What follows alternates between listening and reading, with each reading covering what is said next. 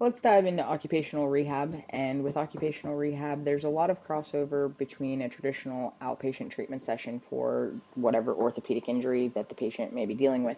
One of the big differences with occupational rehab is going to be the type of documentation required. And so, if a patient is being seen through workers' comp, there's going to be different levels of documentation and different levels of frequency. And so, you're going to need to be on the same page with your supervising PT regarding what needs to be done at each visit. We also want a certain specificity of treatment based on what type of occupational rehab the patient is receiving, and we'll talk about those differences as we go through each one of those. Um, but overall, occupational rehab typically tends to be the treatment of uh, orthopedic injuries that were sustained in a work setting in order to restore a patient's ability to perform those work activities. Therapists will also act in occupational rehab in the capacity of preventative measures, and so providing exercises or education to be preventative in nature for injuries to keep people on the job. Low back injuries are probably the most common injury sustained at the workplace, and especially in the healthcare field, especially with things like transfers. And so there's a lot of treatment of spinal conditions through occupational rehab. So, occupational rehab is restoring an individual's ability to perform work activities post injury or illness. And PTAs implement treatment plans that improve patients' work capabilities. Their responsibilities include executing specific therapeutic exercises, providing patient education, and ensuring safety during the rehabilitation sessions. Types of occupational rehab that we're going to discuss include work hardening, work conditioning, back to school or ergonomics sessions, which are more of the preventative measures. Some companies are having in-house therapy to, again, act as either a preventative measure or treat injuries without having to go through a workers' comp claim. And then also the performance of functional capacity evaluations. So work hardening programs, these are different from work conditioning, and it's important to be able to distinguish the differences. That work hardening has a greater emphasis on the simulation of work specific tasks. So, work hardening is a highly structured program using real or simulated work tasks to prepare the patient for a return to job duties. And so the use of those simulated work activities, it's a multidisciplinary approach. And so they're typically going to see both physical and occupational therapy to address the full spectrum of work-related abilities, and also considering the psychological factor. If a patient's been injured on the job, they may have limitations to returning to that just based on fear of re-injury. And so we have to be able to work through those psychological components as well. This contrasts with work conditioning, which focuses more broadly on strength, endurance, and flexibility through various exercises. And so these patients may or may not be receiving a multidisciplinary approach, and we may or may not be performing simulated work tasks with them, but we are still going to be addressing their strength, range of motion, uh, balance, functional deficits, all of those things. Endurance, aerobic, and muscular. And so we're going to look a little bit more whole picture with this patient than job specific, but work conditioning, the goal is to address that patient on more of a global scale. And this is seen sometimes in preparation for being able to perform a job and not so much about return to a job. So we talk about the fundamental mechanics of lifting, and back school and ergonomics is one of those places where we as therapists can step in and provide resources in the realm of occupational rehab. Again, low back injuries being the most common work associated injury, especially in the healthcare field. We want to make sure that people in general are educated on proper lifting mechanics. And so we talk about the 5 L's of lifting. And so load and where you place that load, having the load close to the body, making sure that we don't push to lift things that are greater than our capacity. Lever, again, your positioning, how you teach people to line themselves up. We've talked about being able to squat or the bend and stoop method for lifting and what differences that places on the spine, but educating people on the lever arm that's created based on the position that they take in lifting something.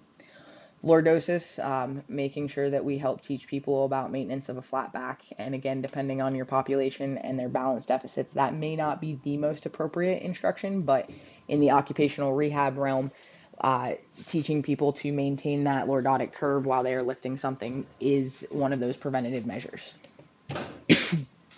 Legs, lifting with their legs, obviously not using their back to lift loads. And then the lungs, reminding people that they need to breathe while lifting things so that they don't strain. So the back school model is designed to provide an understanding of the anatomy, the causes of back pain, the lifting mechanics, posture, self-care for back pain, exercise, nutrition, ergonomics, and stress reduction for high-risk patients and the general population. It involves weekly 1 or 2 hour classes consisting of lectures, slides, demonstrations, and participation for 4 to 6 weeks.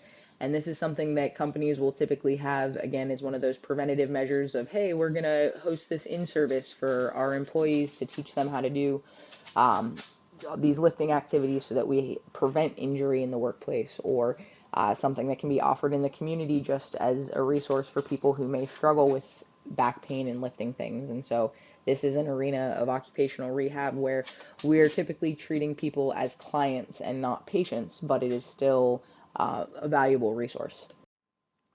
Ergonomics being another component to those preventative measures. And so ergonomics is a quantifiable system of job or activities of daily living modification that allows for continued productivity while reducing work-related physical stress. And so that's all about setting yourself up with right postural alignment, using the right body mechanics to perform activities, modifying things where appropriate when there's deficits that are present, but still modifying them in a way that reduces the load on the body. So if we look at this visual here, we can see the ergonomic recommendations for both a seated and standing posture. And the first picture obviously highlights the wrong seated posture with the flexed spine, the forward head posture, the person is looking down, their wrists aren't in a neutral position. And so those are all things that we want to look at trying to promote for both a seated and standing position. We've got that upright posture with a neutral spine, including through the cervical all the way down to the low back. We want the monitor to be adjusted at a distance and height so that the top of the monitor is at eye level and slightly tilted up towards the individual. Their arms should be relaxed. Their shoulders and forearms would parallel to the floor, so their elbows should be somewhere between a 70 to 80 degree angle. The chair should have a backrest and armrest that adjust in height so that we can properly support the forearms. The legs should be supported in a way that the thighs are parallel to the ground and the feet are parallel to the floor. And we advocate for the use of a footrest if the chair is at a height that the person's feet can't reach the floor. That distance between the eyes and the monitor is 18 to 24 inches, so we want to make sure that we're educating them on the appropriate distance to keep it away. And those things apply for the standing position. We're just obviously taking away the positioning at the hips, and we want to educate a person on the appropriate standing surface and not locking their knees out if they're going to be working at a standing desk. Functional capacity evaluations are another component of occupational rehab that you as a PTA might be involved in helping the therapist complete. And they're physical capacity assessments that are related to a physical stress job analysis and basically determining whether or not a person is physically capable of performing a job or a task. It's administered to patient recovering from back injury before returning to the job or as a pre-employment screening thing. It's a screening tool to acquire data related to pre-employment risk assessment and management of back injuries, and it will assess things such as how much weight is lifted and how often, how low you bend to lift the load, how high you lift the load, how far you carry the load, how far you twist with the load, how far you reach with the load, and how long you sit at your job. This guy does a great job explaining FCEs, so we're going to let him get at it. Hi, I'm Luke Gordon, physical therapist with Gordon Physical Therapy. And if you're watching this video, it's probably because you've been referred to us for an FCE, which is a functional capacity evaluation. And probably have a few questions about what you're going to do here. So right now I'm the only physical therapist here with us that does FCE, so you'll be spending your time with me. And if whoever scheduled you probably told you that it's 4 hours typically. And what I see a lot of here is that I get people, I do about 2 of these a week right now, and people show up and they don't really know what they're getting into. I say, well, hey, did did so-and-so mention what we're going to do or what's going to be required of you, and for the most part people don't know, and that can lead to some anxiety and some tension. So I'm hoping in this video that once you watch it, it'll give you a better idea of what you're going to do here and give you a better idea of who I am, that I'm just a regular person who's going to spend some time with you and help you get through this test. So basically FCE, again, functional capacity evaluation, what they want to know when they refer you to one of these is what can you do physically? What can you tolerate in regards to work typically? Now if you look at work, any job on paper, whether you were doing heavy construction or something more sedentary like receptionist work, what it'll look like on paper is they'll break down all the activities. So they'll have like how much sitting, standing, walking, lifting, carrying, repetitive use of the hands, reaching forward at various levels, how often can you go up and down stairs, crawling, kneeling, bending forward, all these different things. So they just break the job down into these different tasks. And then what we do with an FCE then is we go through and we just test each of those tasks and say, well, this is Mr. Roger here doing his FCE, and this is what he can tolerate. And so that's why it takes so long. The first thing we do, of course, before we do any of that is we go through your history so I can get a good idea of what your injury was, what kind of treatment you've had, what kind of got you to the point where you're now in the FCE. Because the average person who comes in for these is at least a year, if not 3 or 4, out on their injury, and a lot of people haven't worked, and they don't really know what they can do either. So that's what we're trying to do with an FCE. Again, that takes a while just because we got to go through all of those. I got to see what you can lift from various levels. I got to see how much you can push and pull, all these different things.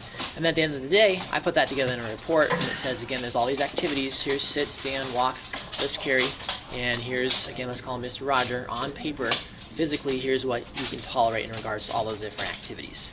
I get that report then out. Typically there's a vocational counselor involved. Get it to them, get it to your physician, get it to your claims manager. If you've got an attorney, I get it to your attorney as well. And then I'm kind of a one-shot deal like that. So I get the report to them, they make decisions based off of that. They'll compare your physical abilities on paper to job demands and just kind of determine where your claim is going to go from there, whether it's going to go further into vocational or to look into different jobs or whatnot. And then one last thing I want to mention on this video is that at Gordon Physical Therapy and with me personally, I'm a third party to your claim. So I don't have any vested interest in your claim. I don't get paid more if you do more. I don't get more referrals, things like that, if I say you can do things that you can't do. I truly don't care. I mean that in the nicest way possible. I truly don't care what you can and can't do. The only thing I do care about is that I feel like you've given good effort, and then I can just tell people at the end of the day, hey, you came in, you gave it your best shot. You've got some limitations probably, and here's what you have to work with physically, and go from there. So I hope that video explains a little more about what the FCE is, and I would encourage you, if you are scheduled for an FCE, which again is a 4-hour appointment typically, if you have any other questions, reach out to me beforehand. Please feel free to do so. And if you've got an attorney and you want to go through your attorney, that's fine too. But anything I can do to kind of ease your mind before you get here, I think will just take a little stress off the situation and lead to a more positive experience. So our phone number here at the clinic, 509-892-5442. And like I said, I encourage you to call me if you have any other questions before you come in. I hope that helps, and I'll probably see you soon. Thanks.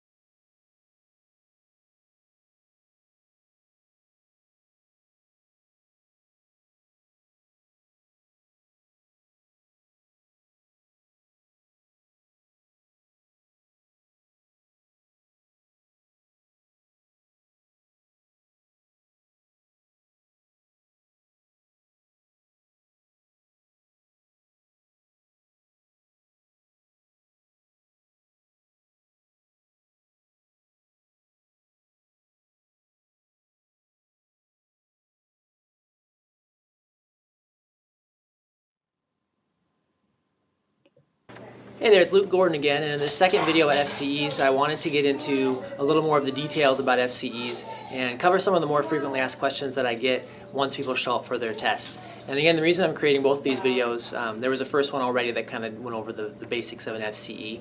And the reason I'm creating that one and this one is just so that if you're coming here for one of your FCEs, that hopefully you feel as comfortable as possible, kind of knowing what you're getting yourself into, and don't feel like you're caught off guard. I do actually get people who come in and say, "Gosh, I had no idea we were going to have to do this or that," or occasionally I get someone who says they didn't know they were supposed to be here for 4 hours. So hopefully that's not you, and if you're watching the video, hopefully this helps you feel a little more at ease when you come in. So the first question I have here, I do get some more questions about the specific tasks on an FCE, so there's quite a few, as I mentioned in that first video. But again, we're going to test things like the repetitive use of your hands, things like flipping blocks, grip strength, reaching at various levels, so kind of like at your waist height, at shoulder height, and then at overhead. Those are some common ones. One of the bigger things that we test is your lifting and carrying abilities. There's 3 types of lifts. The first one is where you're lifting a crate from your waist level, so kind of like your arms at your sides, down to the floor and back. The second type of lift is where you're lifting from the waist level up to your shoulder level, so about like here. And then the third lift is from your shoulder level up overhead. So those are the 3 lifts, and then we also test a 2-handed carry. So those are big test items. Other ones are including things like walking up and down stairs, kneeling, crouching, crawling, bending forward repetitively, stuff like that. So again, that's one of the questions I get. Another one that's pretty common once people get here is medications. So for a lot of folks, they're on pain medications, maybe hydrocodone, oxycodone, things like that, and people are a little bit unsure of, should I take my pain medication, should I not? And that's kind of a gray area, to be honest. My best answer to that is that it's up to you and your physician. So those are medications prescribed by your physician. It's not really up to me to tell you, hey, you shouldn't take your pain meds, or yes, you should take them. It really is a case-by-case situation. So if you have questions about that, I would encourage you to reach out to your physician beforehand and just make that decision on your own. The third question I get a lot is, well, if you have me do this or that, Luke, it's going to hurt me, so should I do it or should I not do it? And what that kind of bleeds into is how much pain is normal for an FCE and how do I keep you safe? And my best answer for that is that with my training and background as a physical therapist, and then my additional training, as an FCE kind of practitioner, is that it's my job to kind of look for the signs in terms of your pain level and your history and medical findings to determine what's safe and what's not safe for you. So unfortunately, there is a certain amount of discomfort and pain with any FCE because I'm trying to determine your maximal tolerances. But again, it is my job to keep you safe, and when we communicate that back and forth, it shouldn't be an issue. So there's kind of a roundabout answer to how much pain you'll have, but again, it's different for everybody. But I won't torture you, I promise you that. 1-day FCEs and 2-day FCEs. So most commonly I see folks for a 1-day FCE, it's a 4-hour test, and we cover all those things I was mentioning before. Once in a while I do a 2-day FCE, and that's usually more by request. So especially if the physician thinks that there's going to be a significant decline in your abilities between day 1 and day 2, I'll do a 2-day. The second day is just an extra hour, so it's still 4 days on the first day and an hour on the second day. Typically on that second day I'm retesting your lifting and carrying just to see if it's reproducible, so it gives us a better idea long term. So there are some advantages of a 2-day. I don't feel like they're necessary with everybody. So if you're just here for a 1-day, don't worry about it. It's pretty common, and typically I try to look at you like you're going to do a 2-day. So I try not to have you do so much on even a 1-day FCE that you're not going to be able to do anything tomorrow or reproduce it. So again, kind of my background and training there, but there are some differences. And the last question I get quite commonly, I think it's a very valid question from people, is, Luke, you're going to see me for 4 hours, and how could you possibly know what I can do over the course of, a 40-hour week, week after week, month after month? And that's a great question to ask. And the best I can tell you is, again, it goes into my background and training, and that this is the best tool we have right now to assess someone's long-term abilities. Typically, if your doctor is filling out a prescription form for your activity prescription form, they're just kind of taking their best guess at what you can do. I've got 4 hours with you here to really get to know you, go through your history, look at some of the physical findings in terms of you have loss of motion and flexibility and movement and things like that, and then actually observe you doing these various tasks. And it's the best thing we have to determine what you can really do. Ideally, if you really wanted to tell what someone can do over the course of a prolonged period, you've got to follow them around for days on end, and it's just, unfortunately, it's not feasible. It just can't be done within the system. So, again, that's a great question to ask, and hopefully whoever's referring you here has some trust in me that I know what I'm doing and that we've seen good results with these. So, again, that's my best answer to 5 really commonly asked questions. And just like in the last video, hey there, it's Luke Gordon again, and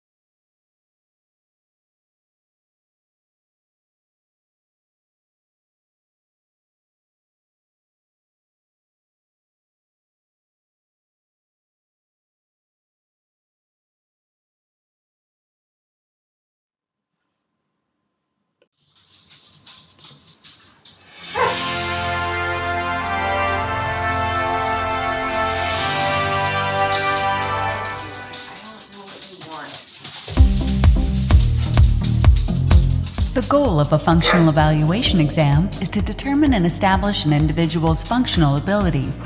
Our test is actually a series of several different exams that test different aspects of function combined into one report. By isolating each component on function, you'll get a complete picture of where the functional loss is, which component is the main cause of injury, and as a result be able to plan the best course of action to return the individual to full function as quickly as possible. This is Emma. Emma's complaining of neck pain which radiates into her right shoulder. Let's see how our functional evaluation can help Emma get back to health quickly. The first step is to test Emma's range of motion. The range of motion test reveals the abilities and inabilities of a particular joint to move. By measuring all the body planes associated with the joints involved, you can tell which is preventing an individual from completing their daily activities. When we look at the results of Emma's range of motion study, we discover that she has a decrease at the cervical spine in flexion, extension, right lateral flexion, and right rotation. The next test we focus on is muscle strength testing. The goal of the muscle testing portion of our exam is to correlate muscle function loss to the individual's ability to move. By testing both left and right side, we can compare the differences between the opposing sides, how muscles are functioning overall, and how the correlating nerves and nerve roots are affected. After muscle testing our patient, we discovered that she has weaknesses in every muscle on the right-hand side. However, since only elbow flexion and shoulder abduction were impaired by more than 12.5%, they are the only two considered clinically significant. While the other areas may be painful, they are secondary to the cause of the injury. This ability to isolate strength to a fraction of a percent is a perfect example how, unlike in a regular physical exam, our test can quickly cut through extraneous findings to determine the direct cause of injury. A good hand grip is vital to many different activities in daily life. Everything from carrying objects to a good handshake depends on good grip. When we test grip strength, we test all 5 positions, not just the standard position that's required by the AMA. By testing all 5 positions, we can evaluate whether a full effort was given by the individual being tested. If a patient is strongest at position 2 or 3, we know that the individual gave a maximal voluntary effort, and these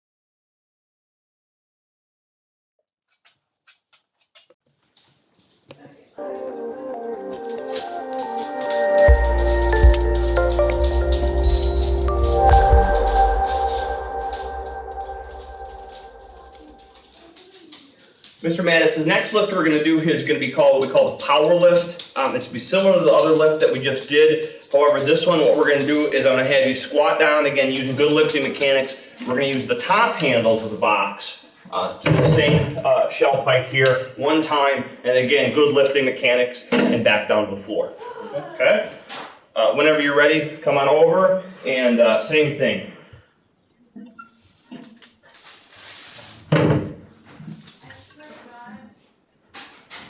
Would you like to add 5 pounds or 10 pounds to that? 10 pounds, all right?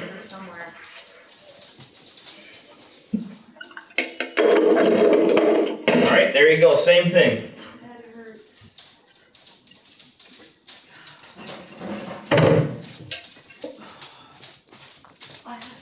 5 pounds or 10 pounds? 10. 10? All right.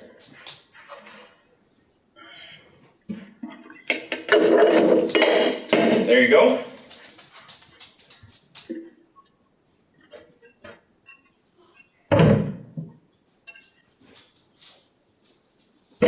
$5 pounds or 10 pounds? 10. 10?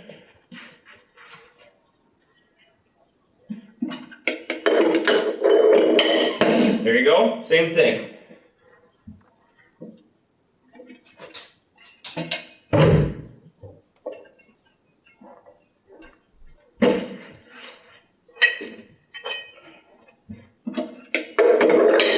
There you go, sir.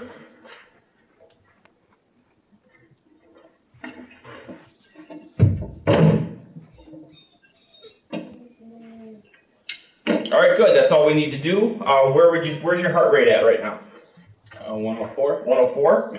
Where would you say you are on that functionally based pain scale again? About a 3.5. About 3.5. Perfect.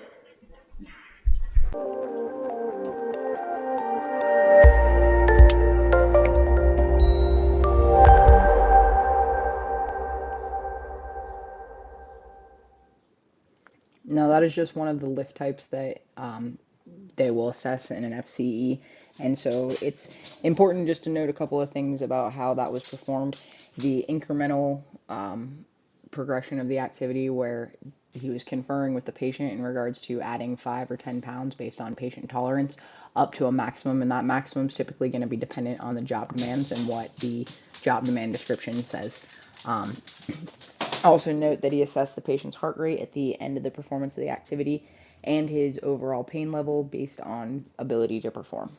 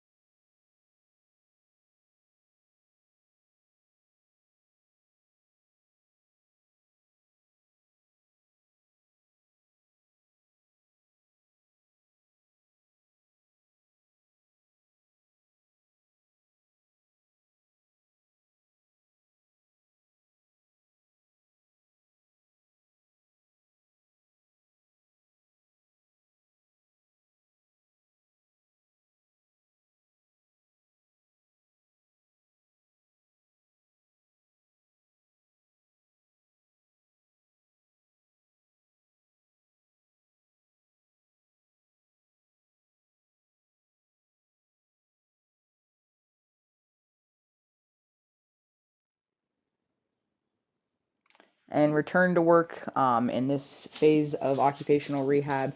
In getting patients just to that final cusp, it can often be performed with group activities, especially if you have patients with similar job demands that you can work in that capacity. Not always, and so just something that's food for thought. But overall, that is occupational rehab.